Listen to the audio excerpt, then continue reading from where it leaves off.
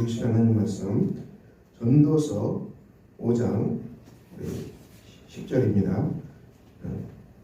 전도서 5장 10절부터 17절까지 같이 읽겠습니다. 전도서 5장 10절에서 17절까지입니다. 구약성경입니다. 전도서 5장 10절에서 17절까지 말씀.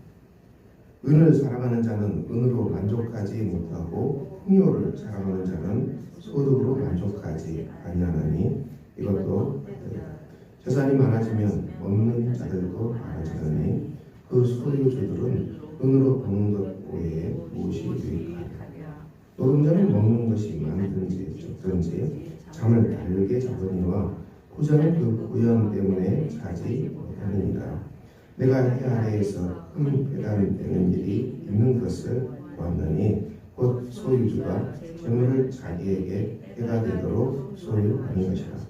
그 재물이 진날을 당할 때 없어지나니 비록 아들은 나왔으나 그 손에 아무것도 없느니라.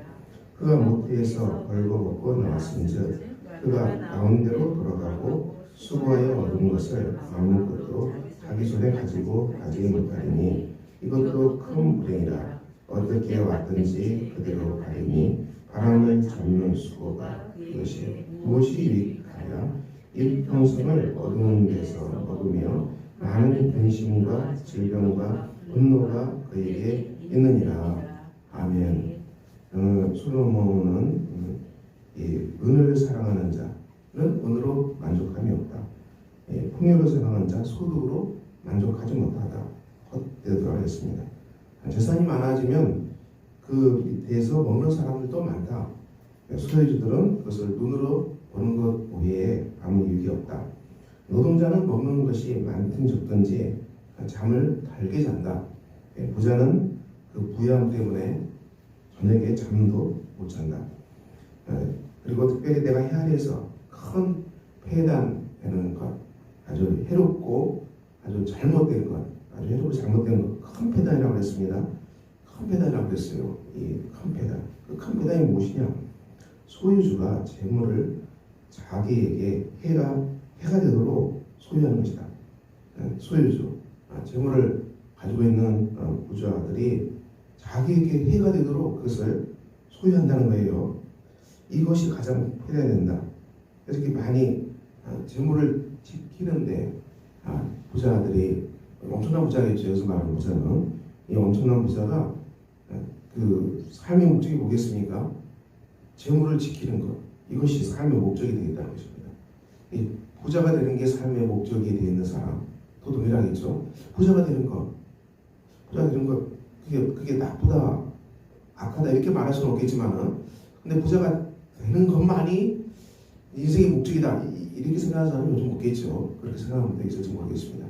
근데 부자가 되는 것, 서로 인생에 깃발을 세우는 사람을 말합니다.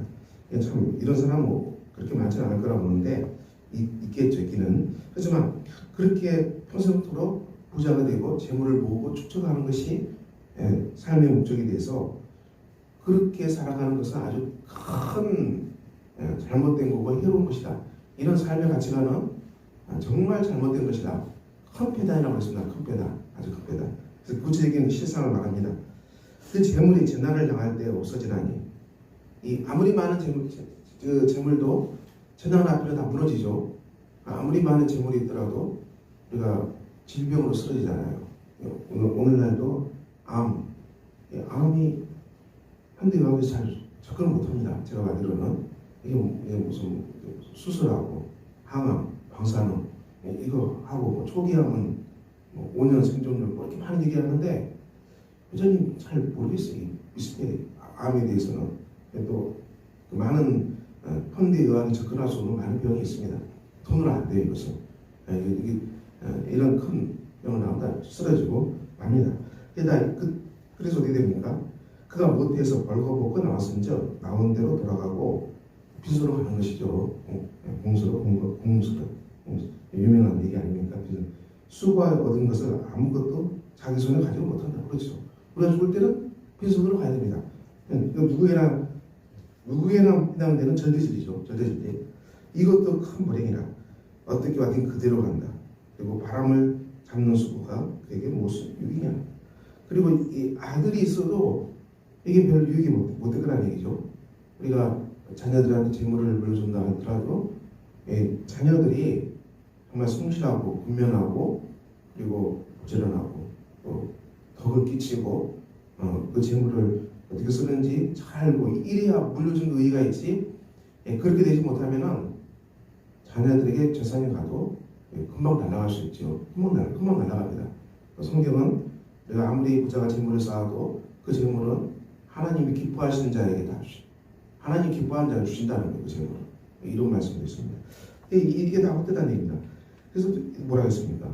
일평생을 어두운 새 먹으며 많은 근심과 질병과 분노가 그에게 있느니라. 그러니까 인생의 목적이 부를 축적하는 것, 또 재산을 모으는 게 목적이 되면은 많은 근심이 있게 되고 질병이 따르게 되고 분노가 쌓여서 죽게 된다는 것입니다.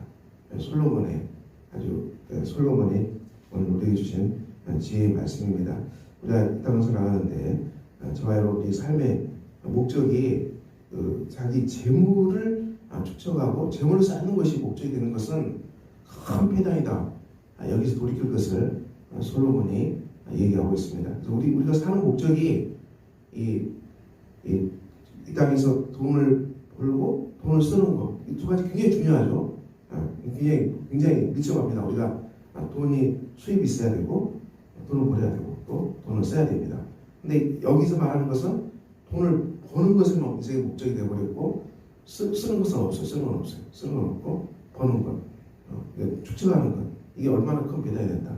그래서 우리가 이 땅에서 돈 버는 것에 대해서는 특별히 할 말이 없죠. 다 성실하고 건면하고 부지런하고 지혜롭고 악한 도둑질 하지 않는다면은 이 버는 것에 대해서 악하다고 말할 수 없어요. 그렇죠?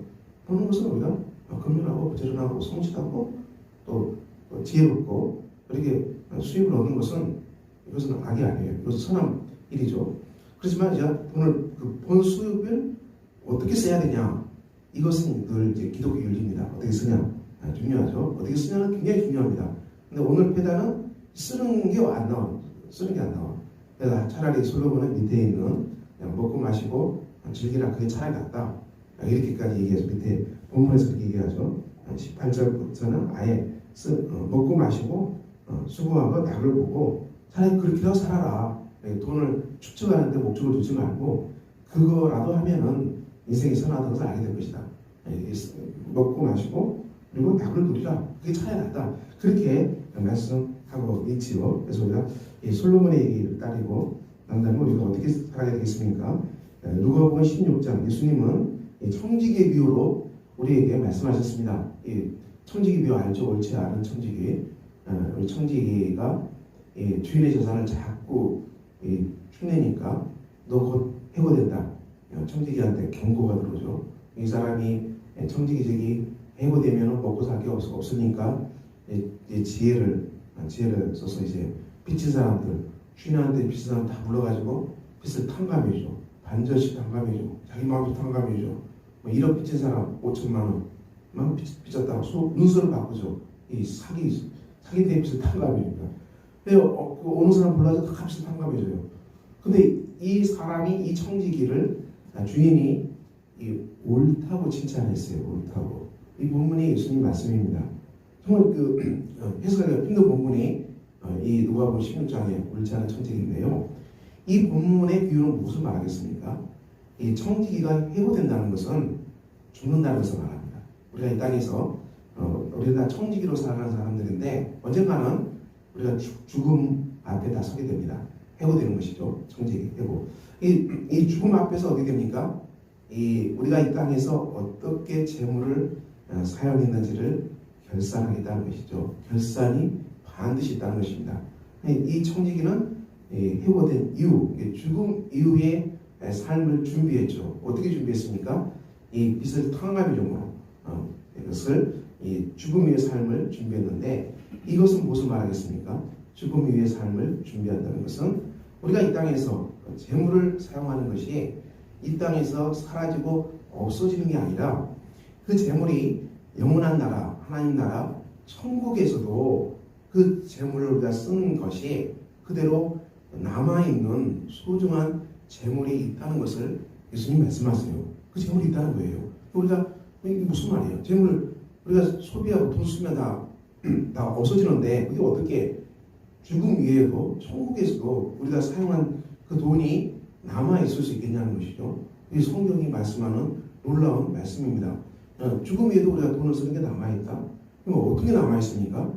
하나님은, 예수님은 너희가 하나님을 섬기는데 재물을 쓰라. 하나님과 재물을 둘 다 섬길 수는 없다. 이게 중심 말씀이죠. 하나님을 섬기는데 재물을 사용해야지 이 재물을 축적하는 것으로 하나님을 끌어들이면 이게 바로 기복신앙이죠. 재물을 축적하는데 하나님을 끌어들이는 것은 우상숭배죠. 이것을 우리가 벗어나야 돼요. 이것이 아니고 하나님을 섬기는데 돈을 써야 된다. 우리 삶의 목적이 온전히 하나님을 섬기는데 거기에 목적이 가 있고 돈을 무엇입니까? 이 하나님을 섬기는 수단으로 쓰는 것이죠. 불의의 제물로 친구를 사귀라. 그것은 우리가 전도하기 위해서 돈을 쓰라는 얘기죠. 전도하기 위해서 친구에게 밥을 사고, 전도하기 위해서 우리가 스승에게 선물을 대접하고, 전도하기 위해서 친구를 만나라고 하고, 이게 바로 영혼을 구원하기 위해서 너희가 돈을 사용한다면은 그 돈은 죽음 위에도 하나님께서 기억하시는 재물, 기억하시는 수고, 봉사가 된다. 그래서 무너지지 않는 집이라는 것이죠. 이것을 주님이 말씀하셨습니다. 자, 오늘 결론의 말씀입니다. 오늘 솔로몬은 우리에게 분명히 말씀합니다. 이 땅에서 가장 큰 해롭고 잘못된 것은 이 부를 축적하는 것이 인생의 목적이 된 것은 아주 망하는 길이다. 그래서 분노와 그리고 이 질병과 그리고 번뇌 속에서 죽을 것이다. 이 부를 축적하는 것으로 인생의 가치관을 세운 사람은 죽을 수밖에 없다. 솔로몬은 차라리 선하게 차라리 사용하라 이렇게 얘기하잖아요.